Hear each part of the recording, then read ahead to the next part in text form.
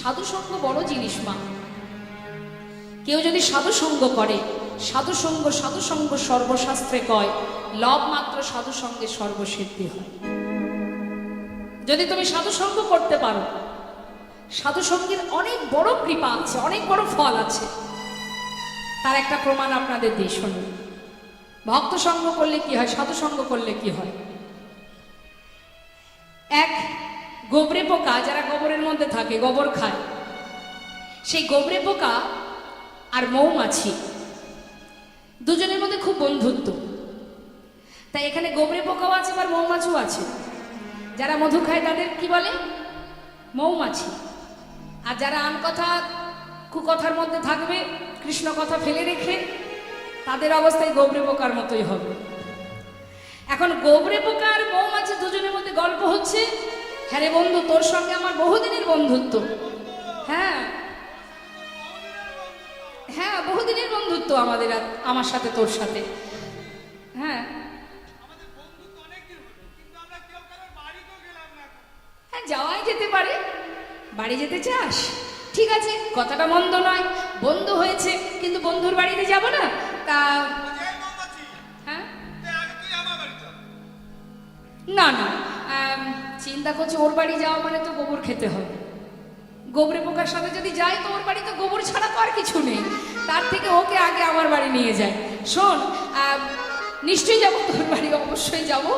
তা বলি তুই না হয় আগে আমার বাড়ি চল। তা গোবরে পোকা বলছে ঠিক আছে, তাই হোক, যাওয়া যাক। এখন গোবরে পোকা মৌমাছির সঙ্গে গেছে মা মৌমাছির বাড়িতে। মৌমাছির বাড়ি কোথায়? একটা সরোবরের মধ্যে ফুল ফুটে আছে, সেইখানে নিয়ে গেছে। নিয়ে গিয়ে বলছে, আয় বন্ধু, এই যে কত ফুল ফুটে আছে দেখেছো সরোবরে, এটা আমার বাড়ি। দেখো কত সুন্দর ফুল ফুটে আছে, এই হচ্ছে আমার বাড়ি। তা তুমি এসেছো যখন আমার বাড়ি, তুমি যে কোনো ফুলে বসতে পারো। হ্যাঁ, তা ফুলের উপরে বসেছে মা। ফুলের উপরে বসবার পর মৌমাছি বলছে, বন্ধু তাহলে তুমি এক কাজ করো, আমার বাড়িতে এসেছো, মধু পান করো। এখন মধু পান করছে, আর পাশের ফুলে মৌমাছি মধু পান করছে। কিছু সময় পরে জিজ্ঞাসা করছে মৌমাছি, বন্ধু, ও বন্ধু, বলি মধু পান করছো তো? কেমন লাগছে? ভালো লাগছে না? বলুন দেখি, গোবরে পোকার কি মধু ভালো লাগে মা? তাই গোবর হরিব।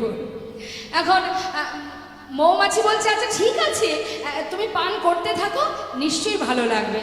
বেশ কিছুক্ষণ পর আবার জিজ্ঞাসা করছে, বন্ধু, ও বন্ধু, বলি মধু পান করছো তো? কেমন লাগছে? ভালো লাগছে না?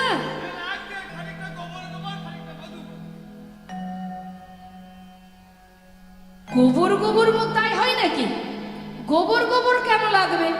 হ্যাঁ, বলি তুমি যখন মধু পান করতে শুরু করেছিলে, ভালো করে জলে মুখ ধুয়ে, মুখ পরিষ্কার করে তারপরে মধু পান করেছিলে তো?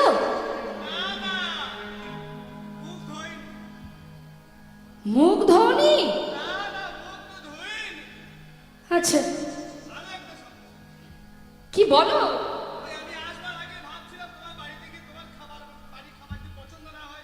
হ্যাঁ, এই জন্য এই অবস্থা। তা বলছে যে ওই তোমার বাড়ির মধু যদি আমার ভালো না লাগে, তাই গালের মধ্যে কিছু গোবর ভরে তবে এনেছি। এখন সেই অবস্থায় যখন মধু খাচ্ছে, কি হচ্ছে, কিছুটা গোবর আর কিছুটা মধু একসঙ্গে ঢুকছে, তো তার কারণে কিছু কিছু মানে মধুর মতো লাগছে, আর কিছুটা আবার গোবর। এই কারণেই তো তোমার ভালো লাগছে না। বলি শোনো, যদি মধু পানই করতে হয়, মধু পান করতে গেলে ভালো করে মুখ পরিষ্কার করে, পরিষ্কার পরিচ্ছন্ন হয়ে তারপরে ফুলের উপরে বসে মধু পান।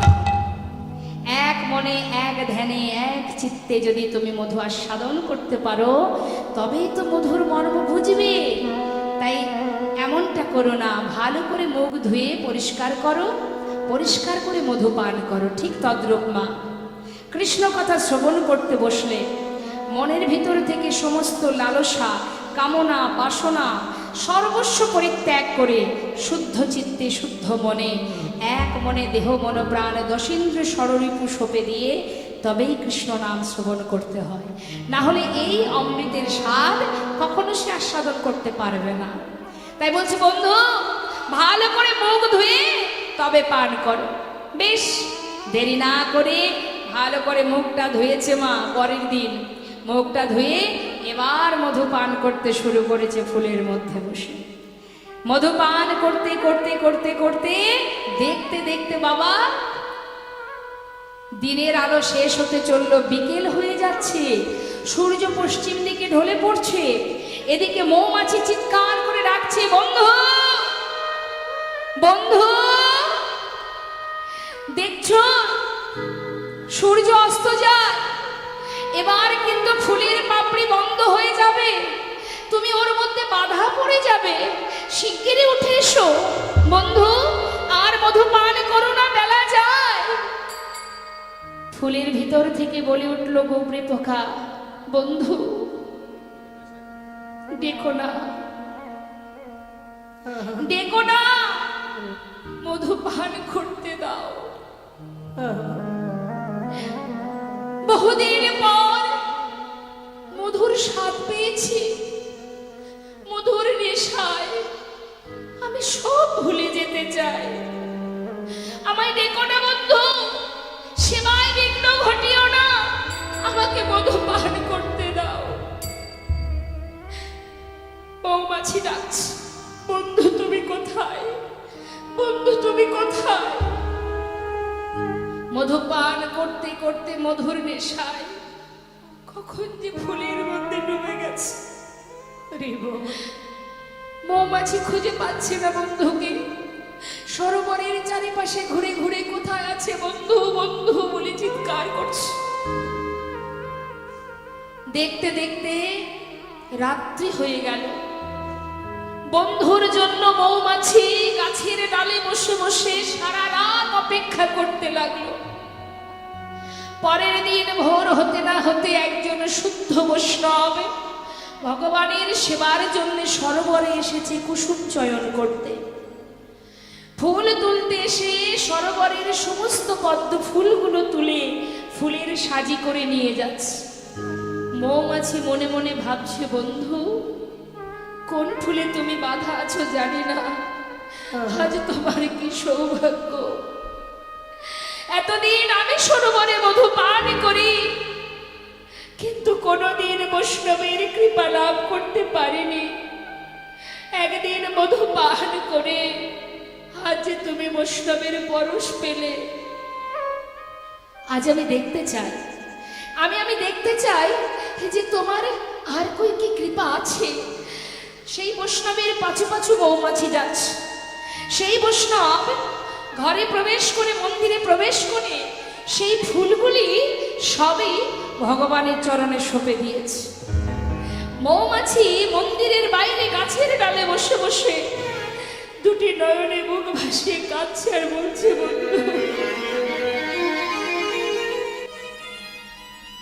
তোমার যে অনেক সৌভাগ্য, অনেক স্বীকৃতি তোমার, আজ তুমি ভগবানের চরণ লাভ করেছো, তার কৃপা পেয়েছো। সারা রাত সেই গাছের ডালে সেই মৌমাছি বন্ধুর জন্য অপেক্ষা করছে আর কাজ। পরের দিন ভোর হতে না হতে সেই বৈষ্ণব ফুলগুলি সব নিয়ে গঙ্গার জলে এসে ফেলে দিল। সেই গোবরে পোকা আজ মধু পান করার ফলে সে পেল বৈষ্ণবের কৃপা, তারপর পেল ভগবানের চরণ, অবশেষে গঙ্গায় গিয়ে গঙ্গায় নিজেকে সঁপে দিয়ে মুক্তি লাভ করল। তাই মাগো, মধু পান, অমৃত পান, কৃষ্ণ নামামৃত সুধা পান অল্প ভাগ্যের কথা নয়। যদি কেউ প্রকৃতভাবে আস্বাদন করতে পারে, সে যে জীবনের মনুষ্যকুলে জন্ম পাওয়া তার সার্থক। তার জীবন ধন্য। যদি কেউ দুফোঁটা বাড়ি বরিশন করতে পারে, জীবনে যত পাপ থাকুক না কেন, মাত্র দুফোঁটা বাড়ি বরিশন করে যদি কেউ ভগবানের চরণে কাঁদতে পারে, ভগবান বললেন আমি সব সইতে পারি, আমি ভক্তের চোখের জল সইতে পারি।